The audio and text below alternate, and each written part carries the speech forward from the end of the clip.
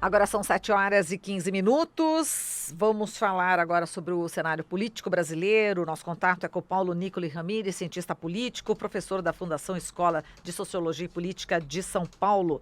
Olá, Nicoli, bom dia. Olá, bom dia, tudo bem? Tudo bem, a gente não está conseguindo ver você aqui pelo YouTube. Vamos ver se a gente consegue. A gente está por telefone também, aquela. Quando não funciona um, funciona outro, né? E vai ser por telefone mesmo, é isso? Pelo jeito. Vamos tentando. Vamos ver, de repente, a gente vai chamando e vamos ver se der agora sim, vamos ver. Oi, Agora Nicole. foi. Agora foi. Tudo Agora bem? sim. Tudo bem? Para o pessoal do rádio não influencia tanto, obviamente, né? Mas para quem está acompanhando pelo YouTube, pela TVT, sim.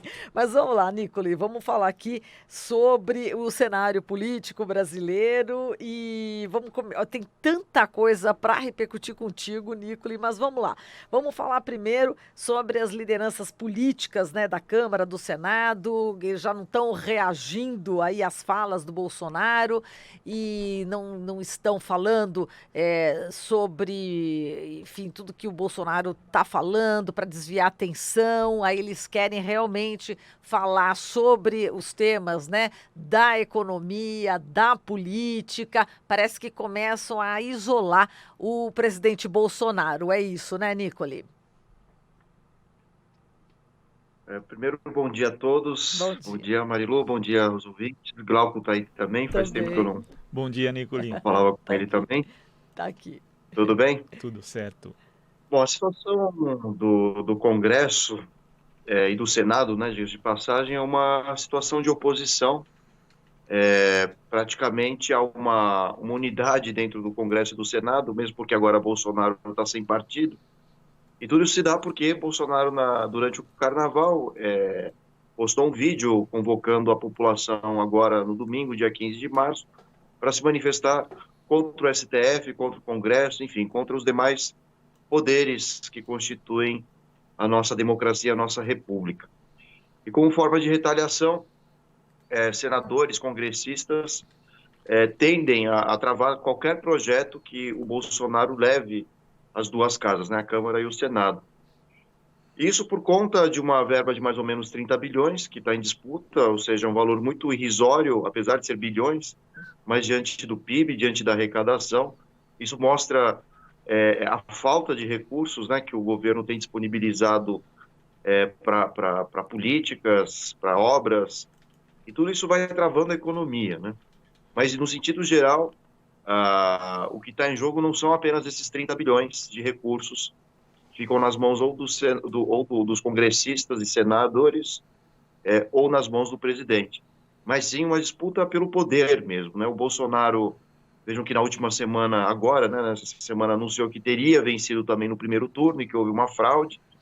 A, a, a Rosa Weber, ministra do STF, também se manifestou dizendo que não há nenhum indício de fraude. Então, o que o Bolsonaro está tentando fazer, de fato, é tumultuar a política brasileira com o objetivo de angariar mais força política, centralizar poder e até mesmo é um caminho, é um mecanismo que ele tem usado para conseguir produzir, quem sabe até mesmo um autogolpe. E eu acho que esse é o elemento mais perigoso do que nós estamos vivendo, né? A ideia é gerar instabilidade, jogar a população contra os demais poderes. E essa é uma manobra perigosa, porque o resultado disso pode ser um isolamento cada vez maior de Bolsonaro e automaticamente gerando ingovernabilidade, o que a gente chama de paralisia decisória. Ou seja, quando o próprio executivo lança projetos para o Senado e o Congresso aprovarem e discutirem, e o Senado e o Congresso se recusam a discutir os próprios projetos do Poder Executivo. Então agora a gente está vivendo uma queda de braço. E a tendência é que esse ano seja exatamente dessa forma. Uma vez que temos eleições municipais e com a imagem de Bolsonaro cada vez mais degradada e atacada, fora a crise econômica, né, que está em vista, ou pelo menos o seu agravamento diante da queda do preço do petróleo, do coronavírus, então Bolsonaro ele tenta usar unhas e dentes todas as artimanhas possíveis para reduzir o poder do Congresso e do Senado, colocar a população contra esses dois poderes e provavelmente tentar uma centralização política, um autogolpe, mesmo porque sem partido e sem as assinaturas necessárias para formar o seu próprio partido, o Bolsonaro é uma figura cada vez mais enfraquecida, o que vai justificando também a incorporação cada vez maior de militares também no seu corpo, que constitui os ministérios e os cargos segundo e terceiro escalão também, né? Agora, Nicoli, esses testes, né, feitos pelo Bolsonaro, digamos, contra os limites democráticos, eles estão cada vez mais ousados. Ontem à noite, por exemplo, às 8h37, o Twitter aqui da Secretaria de Comunicação da Presidência da República, quer dizer, um perfil oficial do governo, fez aqui uma postagem que é praticamente uma convocatória para as manifestações de 15 de março, aqui dizendo que, retratando aqui um trecho do discurso do presidente Jair Bolsonaro em sua visita aos Estados Unidos. Como é que você vê isso, o aparelhamento do Estado feito de uma forma tão evidente assim e contra as leis? Bom, primeiro que isso é um ato de responsabilidade, né, do Poder Executivo, né? Isso, se fosse levado ao pé da letra, poderia conduzir até mesmo ao impeachment de Bolsonaro, uma vez que ele está agindo contra as próprias instituições brasileiras, e qualquer alusão seja o fechamento do Congresso, do STF, é um crime contra a República, né? Então isso seria um crime de responsabilidade. Então vejam como, de alguma maneira, os eleitores de Bolsonaro relativizam o que aconteceu com a Dilma e o que aconteceu agora com Bolsonaro, né? A Dilma, em tese, foi acusada de crime de responsabilidade pelas supostas pedaladas fiscais, mas eu diria que tão grave quanto uma suposta pedalada fiscal é convocar a população contra as próprias instituições democráticas.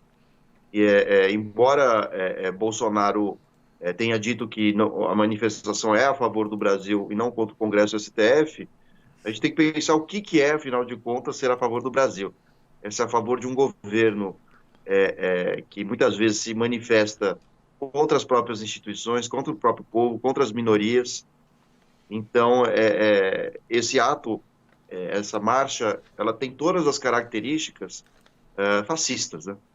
A gente não pode esquecer que quando o Hitler chega ao poder, é convocada uma marcha, né, em que, enfim, apoiadores de Hitler marcham sobre Berlim com tochas nas mãos para chamar atenção, exatamente para fortalecer a imagem do então chanceler Hitler, enfraquecer as demais instituições. Então isso não é uma novidade na história das democracias, né? Hitler não deu golpe, não rasgou a Constituição, usar um recurso da própria Constituição alemã para suspender as leis, decretar estado de exceção. Então foi um caminho que os nazistas encontraram para centralizar o poder político.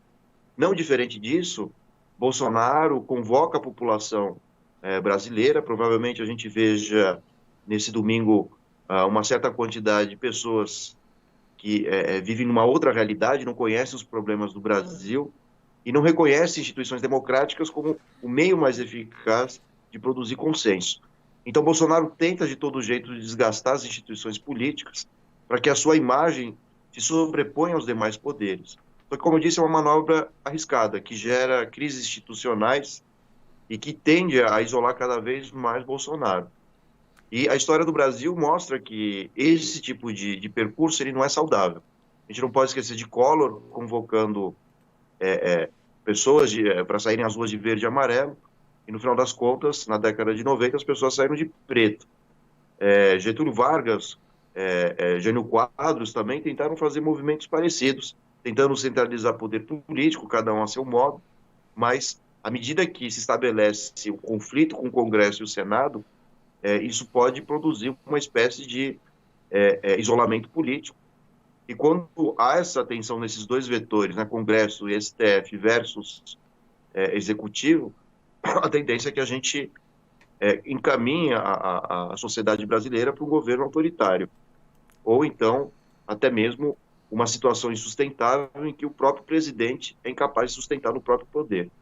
Então, os próximos dias vão ser decisivos para a história da nossa nova democracia, né?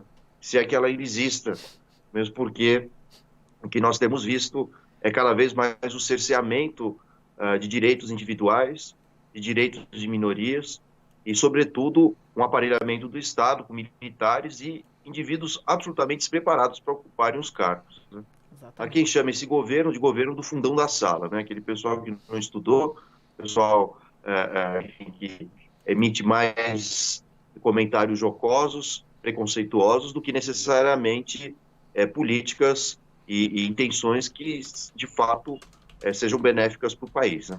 Perfeito. E como você salientou, a convocação, né, no Twitter aqui do SECOM, aqui do assessor, as manifestações, né, não são contra o Congresso, nem contra o Judiciário, são a favor do Brasil. Então, essa estratégia aí de marketing que eles estão usando agora, justamente para, enfim, dizer que não são contra as instituições. Agora, acrescentaria também, Nicole, essa questão dos bolsonaristas, né, pagando aí postagens pró esse ato, né?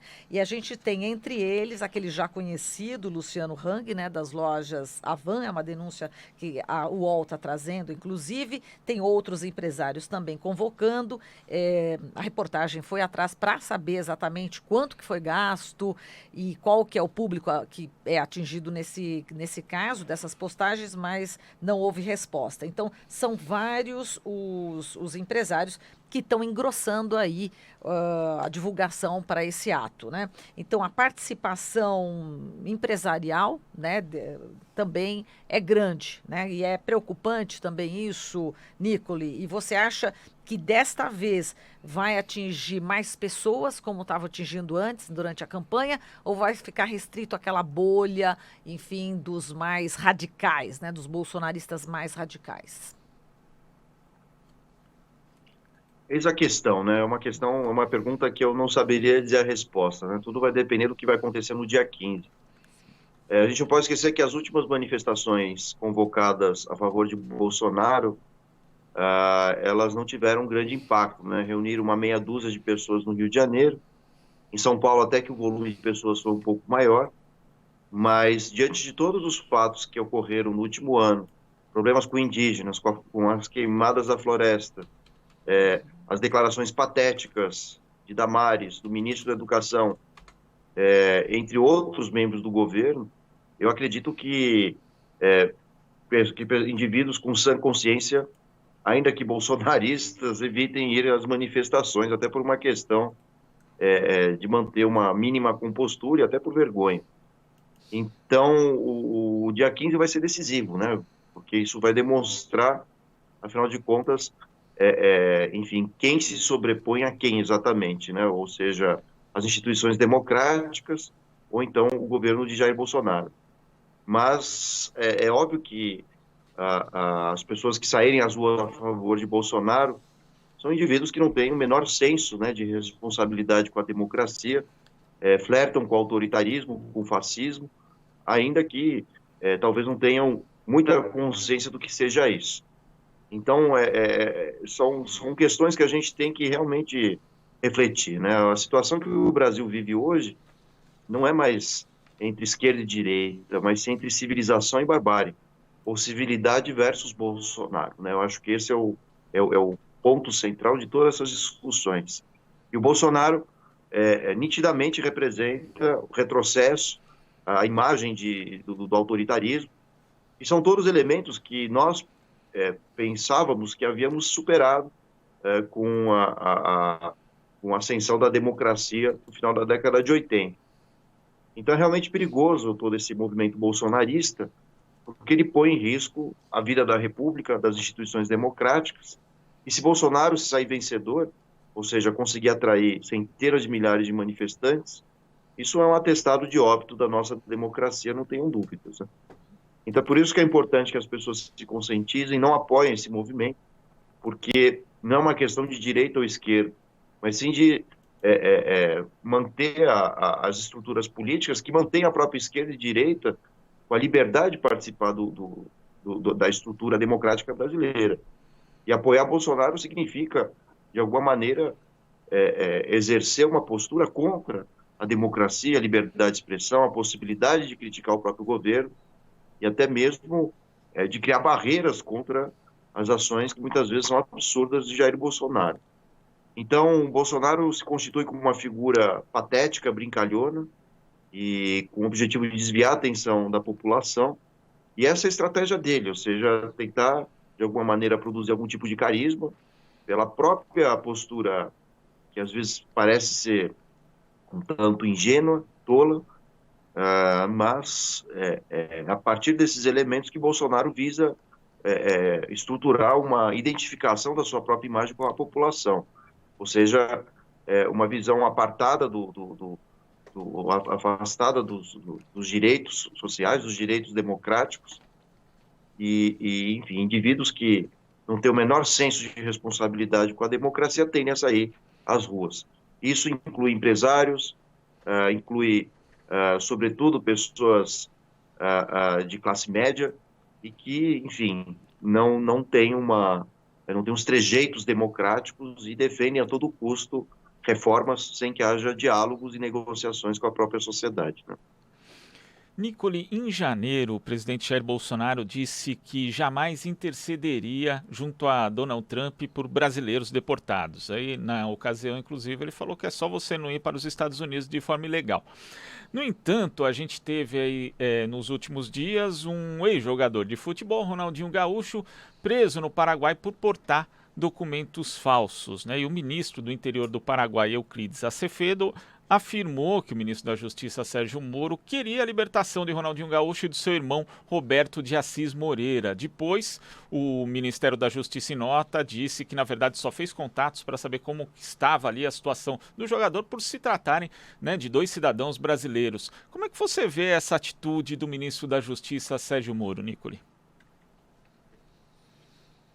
Bom, o Sérgio Moro é uma figura um tanto estranha, né, na história do nosso país, né? Ele parece apresentar uma imagem de justiceiro, né, diante das nossas classes médias e tudo mais, mas ele age conforme o interesse, né? Ou seja, quando é para discutir questões de pessoas que, sem condições de sobreviver no país, fogem ou tentam entrar nos Estados Unidos para conseguir algum dinheiro, para conseguir trabalho, para conseguir sustentar, ele se manifesta, aliás, mal se manifesta, né, enfim, em relação a esses brasileiros deportados, e com Ronaldinho Gaúcho, que é o embaixador do turismo brasileiro, na ironia do destino, ele acaba entrando ilegalmente no Paraguai, e aí o governo Bolsonaro, com a figura de Sérgio Moro, usa todos os recursos possíveis e imagináveis para tentar soltá-lo.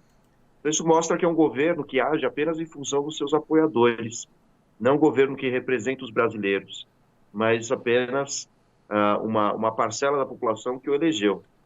Isso fica muito claro quando percebemos quem está ocupando os cargos no governo federal, no Poder Executivo, enfim, são apoiadores que muitas vezes não têm um certo grau de conhecimento dos próprios cargos que ocupam. Ronaldinho Gaúcho é um exemplo disso. É um sujeito que se envolveu com problemas, com multas ambientais, enfim, teve o passaporte também confiscado pela justiça recentemente, e por apoiar o governo Bolsonaro, ele acabou, de alguma maneira, se transformando no embaixador do turismo brasileiro. Isso mancha a imagem do governo ao mesmo tempo, por ele estar preso, e, enfim, no mínimo, o embaixador do turismo brasileiro deveria ter um acesso com documentos legais, passaporte, etc., com mais facilidade para entrar no Paraguai. Então, vejam que é um governo que não sabe se articular, não sabe dialogar com outros países, e o Sérgio Moro, a todo custo, tenta agir conforme os seus interesses. Um exemplo disso foi o policial que foi morto na Bahia, né, por policiais, um miliciano, né, recentemente. E vejam que o Moro também fez um certo alarde para saber qual era a condição em que o sujeito foi assassinado, sendo que quando há assassinato de crianças em favelas do Rio de Janeiro, quando há assassinatos de indígenas, quando há assassinatos também de sujeitos ligados a movimentos sociais, o governo mal abre a boca e Sérgio Moro mal se manifesta. Exato. Então, eu vejo a posição de Sérgio Moro no ministro da Justiça como uma posição absolutamente desastrosa e que não age em nome de todos os brasileiros de uma maneira igualitária, mas apenas em função daqueles que o apoiam.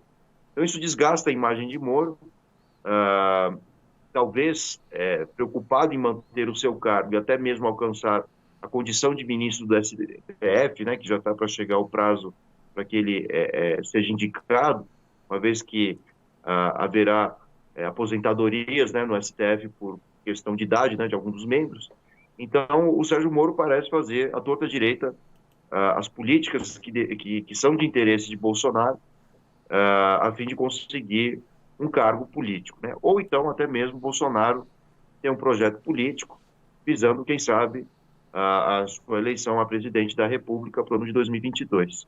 E é por isso que ele tenta se calar em relação às questões que envolvem a população mais pobre e, ao mesmo tempo, age em favor de indivíduos que possam lhe trazer alguma contribuição eleitoral no futuro, né? Ou seja, uma classe média branca, os apoiadores de Bolsonaro, enfim, é a partir desses sujeitos que Sérgio Moro se manifesta e passa a agir para defendê-los, né? Muito bem. E, Nicole, só para a gente encerrar, a gente lembra que na ONU mais de 80 entidades pediram aí apoio internacional contra Bolsonaro em relação a todo comportamento, né, contra os direitos humanos e também contra jornalistas, ataques à educação, à cultura, enfim, são várias entidades que já entregaram esse documento muito importante e queria que você só falasse, né, no cenário internacional, né, como é que você vê que está a imagem de Bolsonaro e também as datas que a gente precisa deixar bastante em evidência dos dias 14, pelos 2 anos da morte de Marielle, a pergunta, né, que sempre a gente faz, quem mandou matar a Marielle, e também do dia 18, pela educação e pelos serviços públicos, né? E cada vez mais entidades estão se agrupando em torno desse dia 18. Então, essas datas são muito importantes. Como diz já o jurista Pedro Serrano, a gente não tem mais o direito de manifestar-se nas ruas, a gente tem o dever, né, de se manifestar. Como é que, enfim, você vê a importância dessas datas em relação às manifestações, essas próximas manifestações? Sim, são datas também muito próximas à manifestação de Bolsonaro, né? Eu não duvido que ele tenha escolhido o dia 15 de março, de alguma forma, para tentar apagar a memória de Marielle de alguma forma, né? E a questão é que essas instituições todas que ingressaram à ONU contestando as posturas de Bolsonaro contra os direitos humanos, os direitos de liberdade de expressão e tudo mais, são entidades que estão unidas de uma maneira inédita, exatamente porque há uma ameaça a esses direitos no Brasil. Há ameaças a jornalistas, a indivíduos ligados a movimentos sociais, à proteção da floresta, ao movimento indígena, ao movimento negro. Então, eu diria que a situação a cada dia se torna cada vez mais insustentável. Enfim, ir até a ONU significa dar mais credibilidade ao movimento contra o Bolsonaro e até mesmo conquistar mais apoio internacional para que haja visibilidade do que está acontecendo no nosso país. O Jair Bolsonaro, apesar de ser eleito democraticamente, ele age contra a democracia enfim, então há um risco no cenário, talvez a médio e curto prazo, de centralização política e até mesmo desgaste das nossas instituições que poderia levar a um golpe, a uma instabilidade política, uma acentuação até mesmo de crises econômicas. Afinal de contas, nenhum investidor quer investir em países instáveis. Então, isso justifica também a fuga de dólares no Brasil, antes mesmo, diga-se passagem, do coronavírus e também da queda do preço de petróleo. A Bolsa Brasileira foi a que mais se desvalorizou antes dessa situação que nós estamos vivendo nas últimas 2, 3 semanas, e também a moeda brasileira é a que mais se desvalorizou. Então, isso é um reflexo de como a comunidade internacional, muitas empresas, inclusive, não querem associar, empresas estrangeiras não querem associar seus nomes com o próprio governo, com o próprio país. Então, à medida que isso vai acontecendo, a única estratégia de Bolsonaro é tentar enfraquecer movimentos sociais, a sociedade civil e outras instituições que representam a proteção dos direitos humanos, e essa imagem truculenta, ela precisa ser combatida, e é isso que esses movimentos estão buscando dentro da ONU, né? Perfeito. algum grau de fortalecimento e de dar mais voz a essas instituições para que a gente consiga, de alguma forma, fazer com que Bolsonaro não haja contra a própria sociedade. Tá certo, Nicole. A gente agradece aqui toda a sua análise política desse cenário tão conturbado que a gente está vivendo hoje. Um grande abraço para você. Até mais. Eu agradeço, boa semana e bom dia aos ouvintes. Obrigada. Falamos aqui com Paulo Nicole Ramires, ele que é cientista político, professor da Fundação Escola de Sociologia e Política de São Paulo.